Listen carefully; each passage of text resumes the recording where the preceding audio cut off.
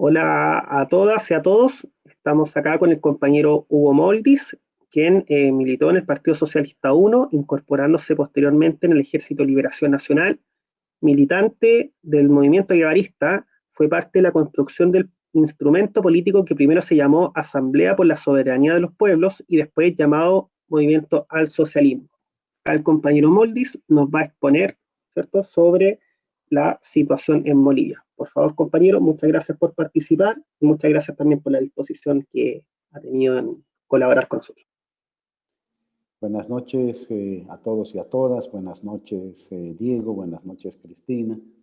Un gusto estar aquí con quienes organizan y convocan a este 20º curso de formación política de la Escuela Ernesto Che Guevara. Y para mí es un honor estar con todos ustedes y con quienes seguramente nos ven desde otras partes de América Latina. No quiero empezar esta intervención sin antes expresar mi más profundo dolor por la muerte del compañero Osvaldo Chato Peredo, que estuvo al frente de la experiencia guerrillera de Teoponte. Él falleció el día de hoy.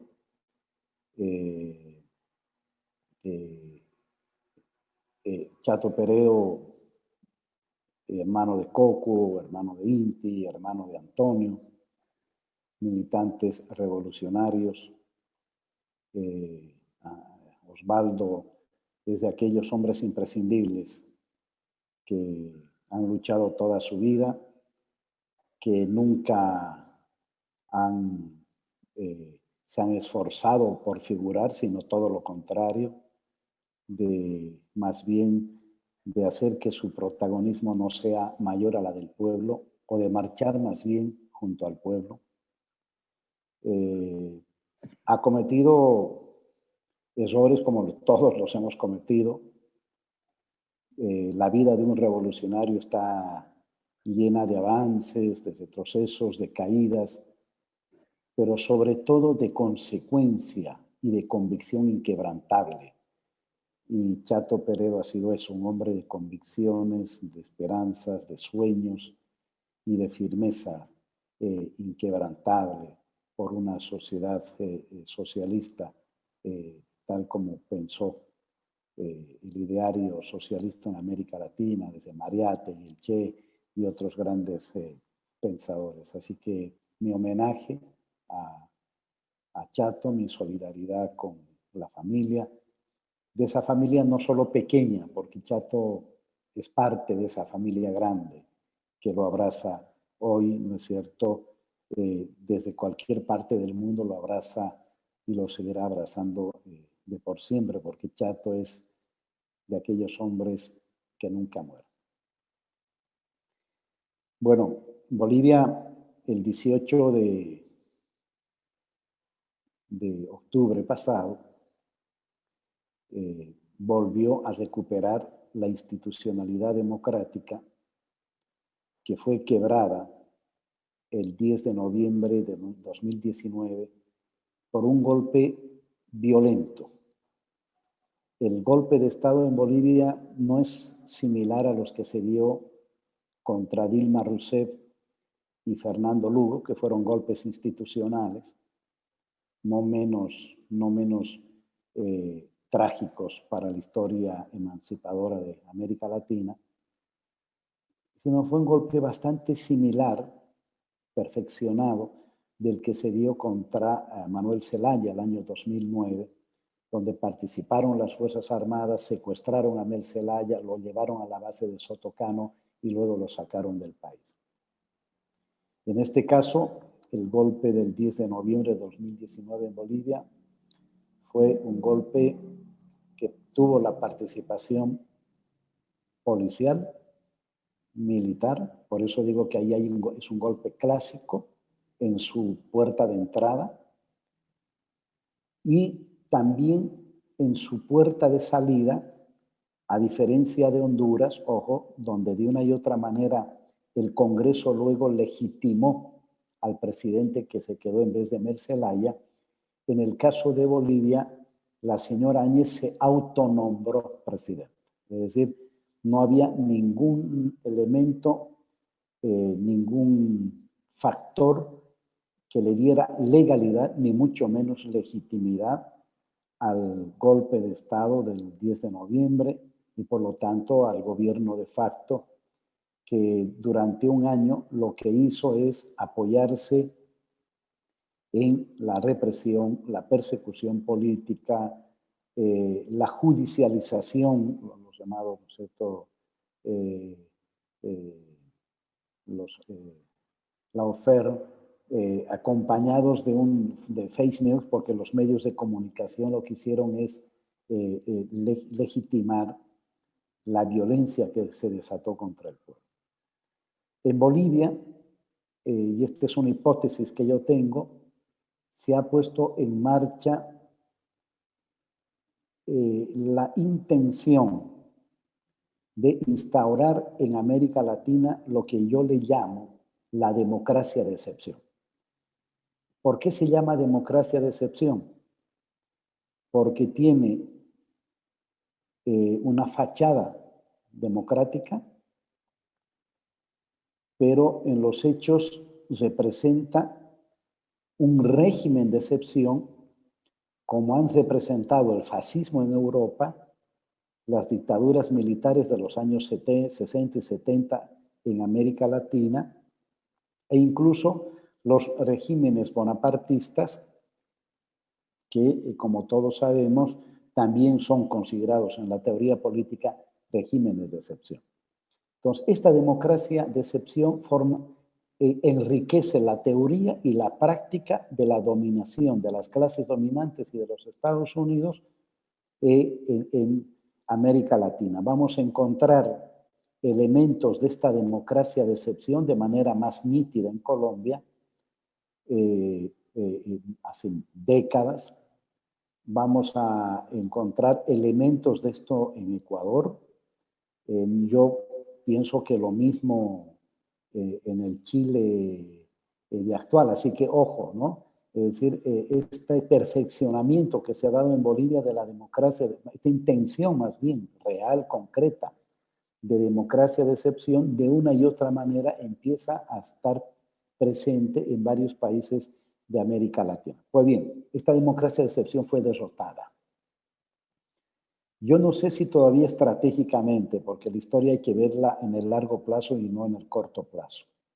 Lo evidente es que el gobierno de facto fue derrotado a menos de un año de haber conquistado por la violencia el poder político institucionalizado y el haber, ¿no es cierto?, perseguido a los movimientos sociales, el haber asesinado a más de una treintena de campesinos e indígenas, el haber metido a más de 1.500 personas presas. Eso no era posible en el pasado, no estoy hablando de 10, 20 personas, ¿no? Con la complicidad de los medios de comunicación, haber detenido, perseguido y encarcelado a más de 1.500 personas y otros cientos, o también quizá superior a los 1.000 de compañeros obligados a refugiarse en países vecinos, o en el caso de compañeros, de 7 compañeros, ex autoridades de Evo Morales,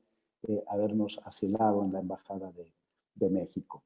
Pues bien, esa democracia de excepción que combina las formas de la doctrina de seguridad nacional de la década de los 60 y 70, ¿no?, se enriquecen con las nuevas formas de dominación que se han venido a llamar los nuevos tipos de golpe de Estado en América Latina. Bueno, ese intento de democracia de excepción fue derrotado. Cuando se produce el golpe, poco después yo saco un libro que se llama El golpe de Estado en Bolivia, y en la parte final hago una pregunta, y es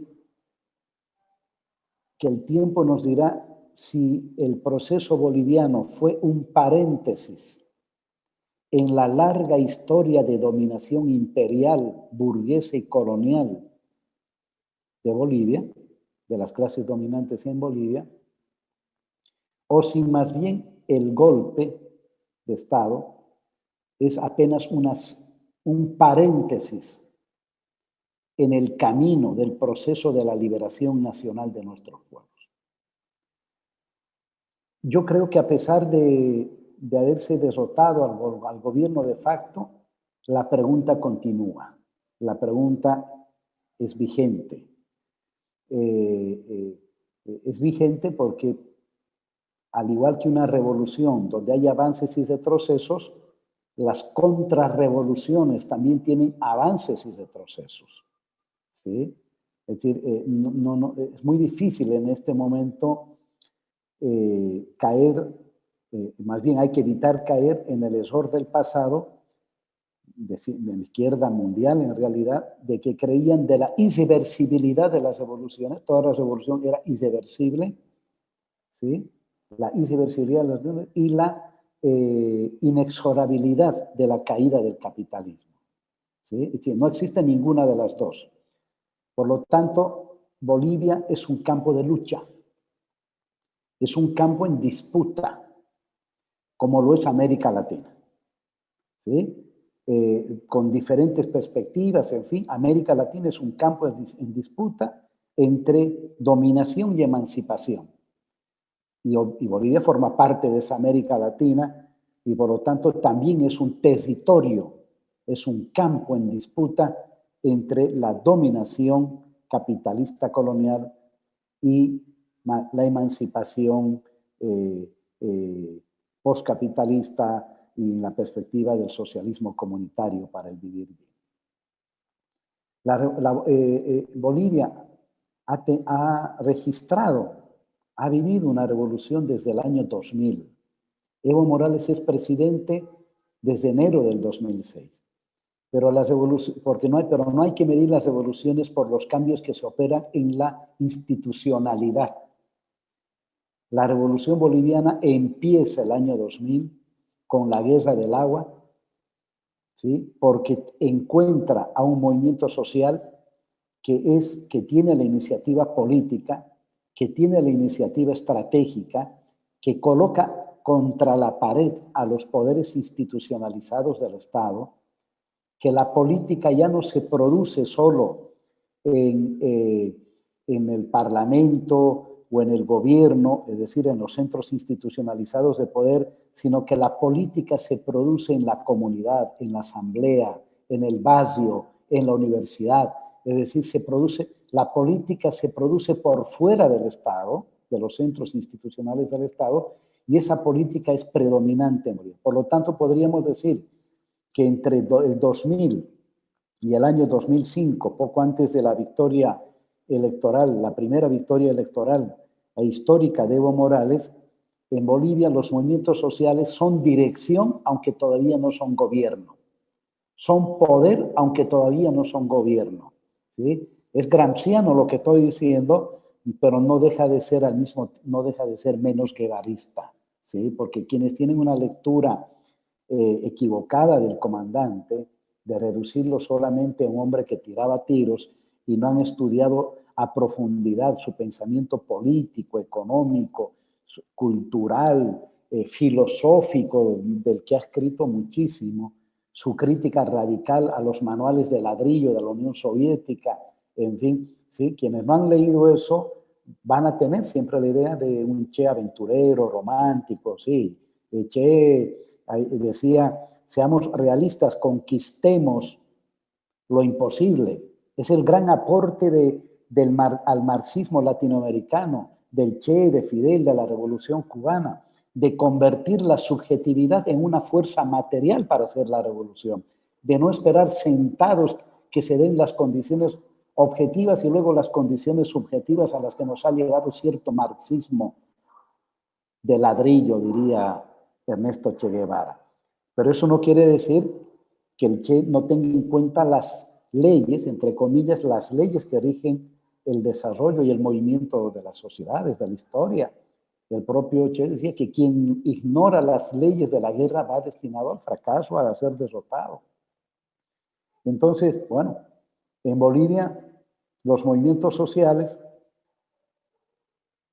pasan de la lucha social a la lucha política y de la lucha política a la lucha electoral. Y eso quiero que se me entienda muy bien, porque esa es la clave de lo que pasó el 18 de octubre pasado, que se repitió, entre comillas, porque la historia no se repite, nos decía nuestro gran filósofo de Trederis, ¿no? Pero hay elementos que evidentemente son idénticos, más que repetirse, en Bolivia del año 2020 con lo que pasó en Bolivia entre el año 2005 y el año 2000 al 2005.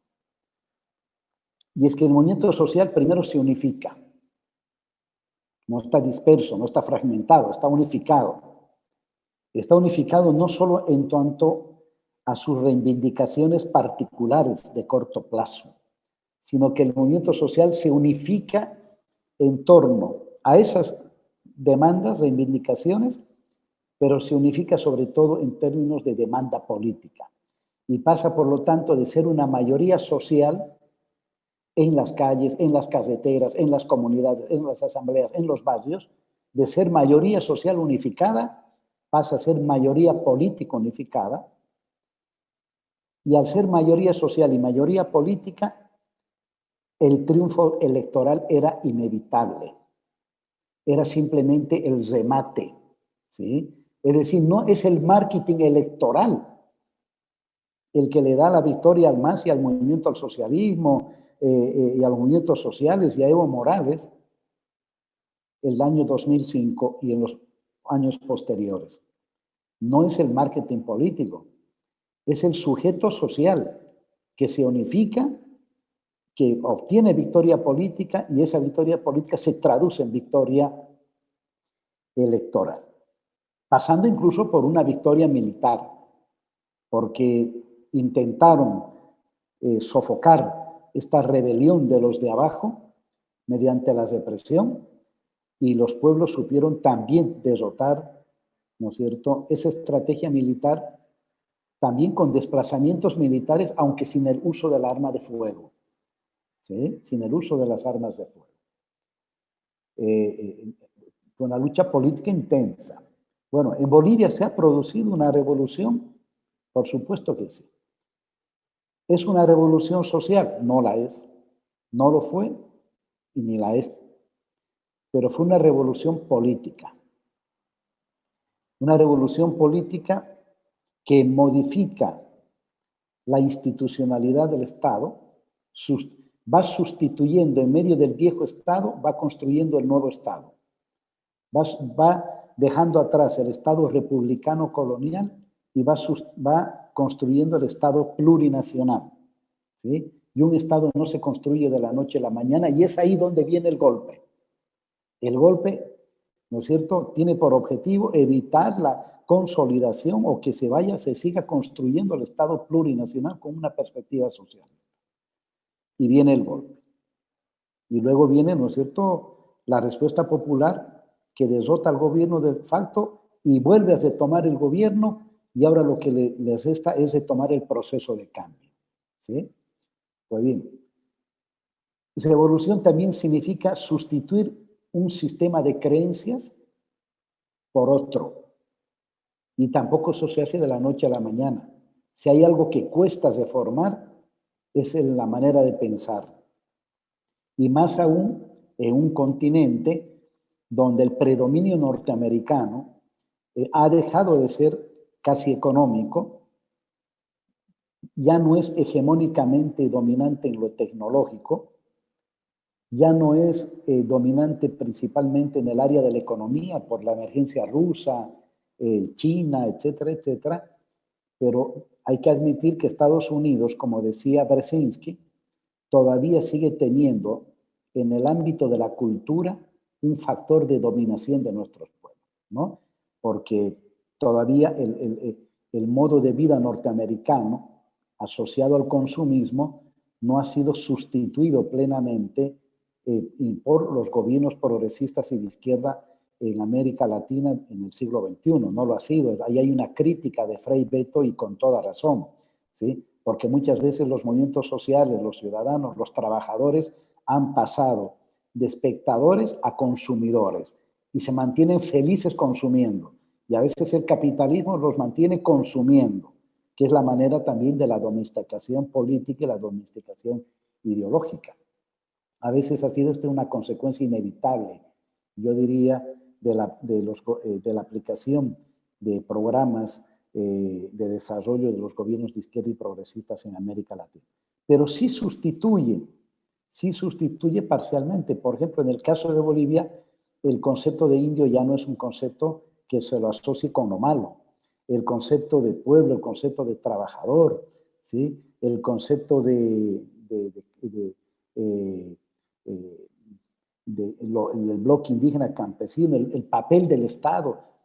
Ya no se ve que el Estado sea el mal administrador, que es el cuento que también nos han metido para legitimarlas y legalizar la privatización y saqueo de nuestros recursos naturales. Por lo tanto, se produce una revolución política. Ahora esa revolución política tiene avances y retrocesos en la medida que llega a ser un buen gobierno post-neoliberal, pero empieza a tener grandes limitaciones para avanzar en una perspectiva post-capitalista. ¿Sí? No solo porque las condiciones internacionales van cambiando en América Latina en contra, sino también por los propios errores internos que se producen. ¿Sí? Es decir, el sujeto histórico deja de ser el sujeto principal del cambio.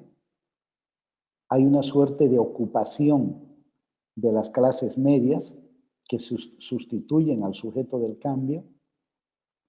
Hay una suerte de un gobierno que es exitosamente buen administrador del post-neoliberalismo, que no es un dato menor, ojo. ¿Cuántos países no quisieran tener un gobierno post-neoliberal? ¿No? Aunque se quede solamente ahí. ¿Cuántos países de América Latina? Hasta en Chile, yo creo que mucha gente quisiera tener un gobierno post-neoliberal. Así que no lo estoy diciendo como queja, pero sí como un dato de la realidad. Es un gobierno post-neoliberal que administra muy bien el post-neoliberalismo, pero que encuentra una serie de obstáculos internos para avanzar en una perspectiva postcapitalista, que quizá, ¿no es cierto?, es la tarea central si se logra no solamente haber recuperado el gobierno, que es lo que se ha recuperado ahora, sino se logra nuevamente producir la fuerza del proceso de cambio en Bolivia. Pues bien,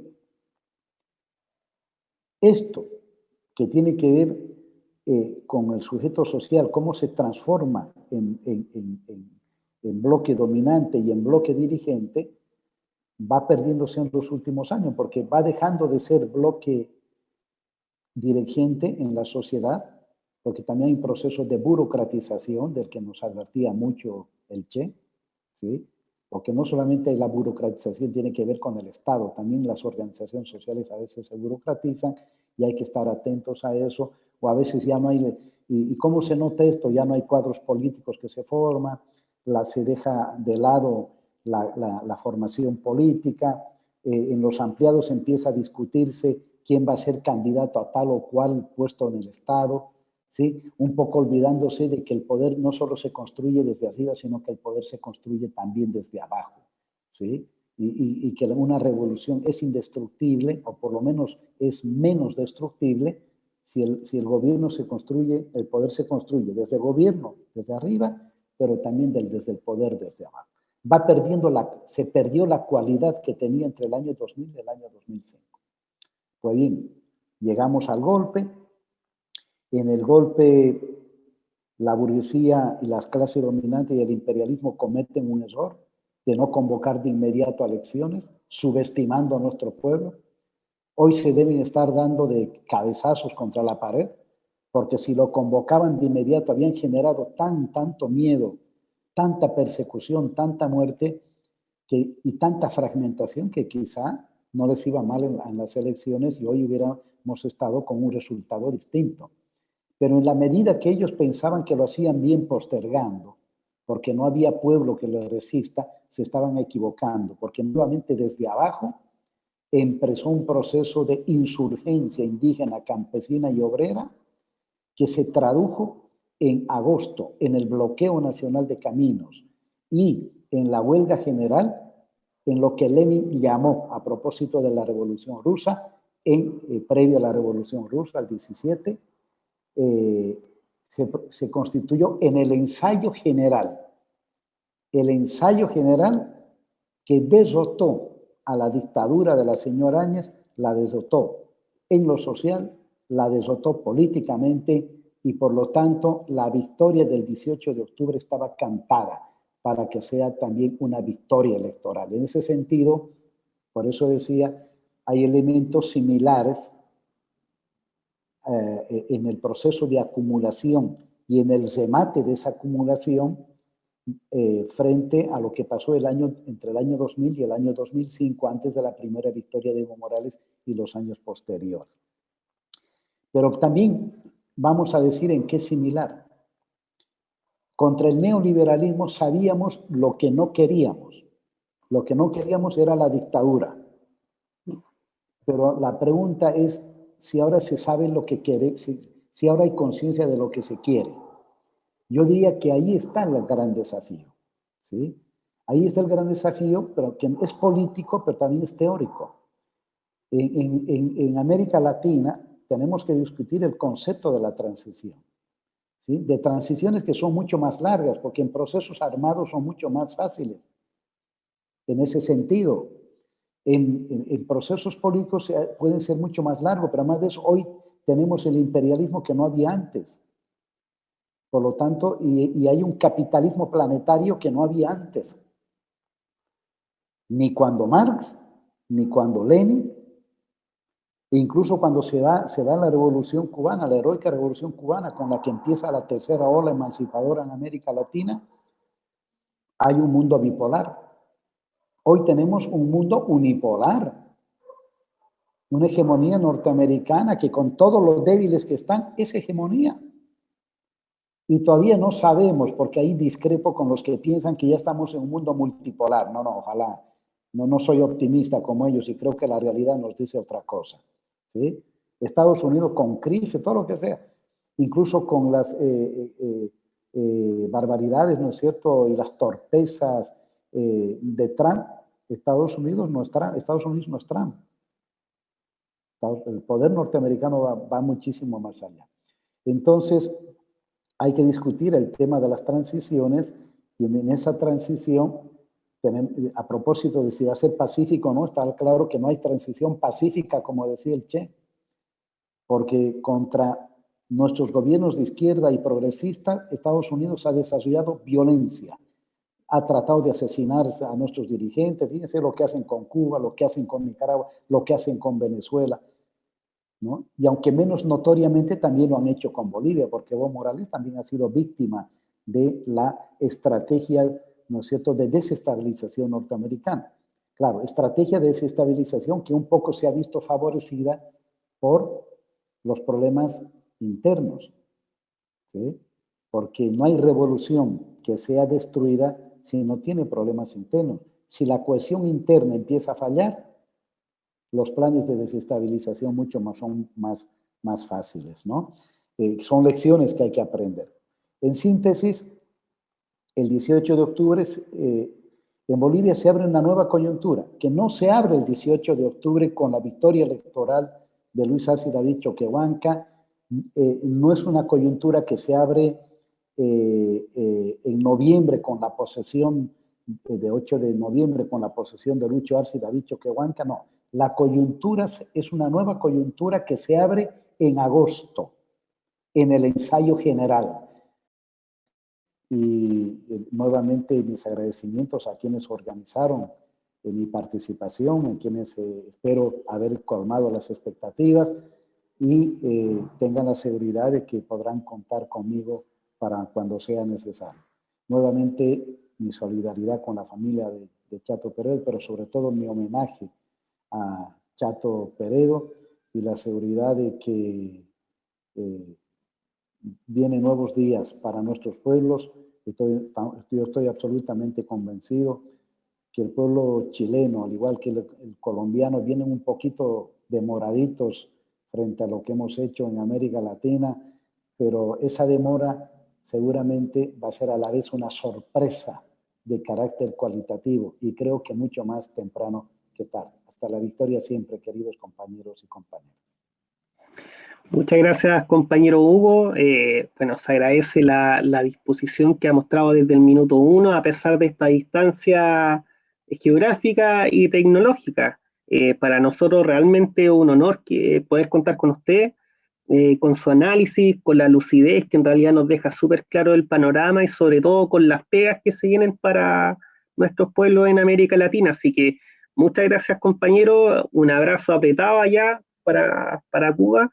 También nosotros hacemos eco del homenaje al compañero Tato Peredo, que sin lugar a dudas también para nosotros es un ejemplo militante. Así que una vez más, mil gracias, compañero Hugo, y hasta la victoria siempre.